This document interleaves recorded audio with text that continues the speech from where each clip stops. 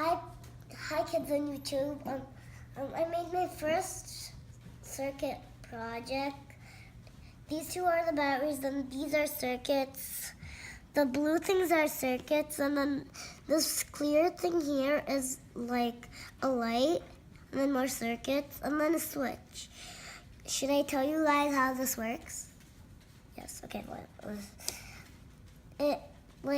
So when it's on like a O and then two F's, I mean if you put it on there on that side, that means it's off. If you put it on O and then an N, then it's gonna be on. Okay, so never to put it like that all the time. Every day opened like that for full nights. It's gonna stop working like that. But you'll still find out it's like that. Thank you. Because the lights are going to be like that. Bye, kids.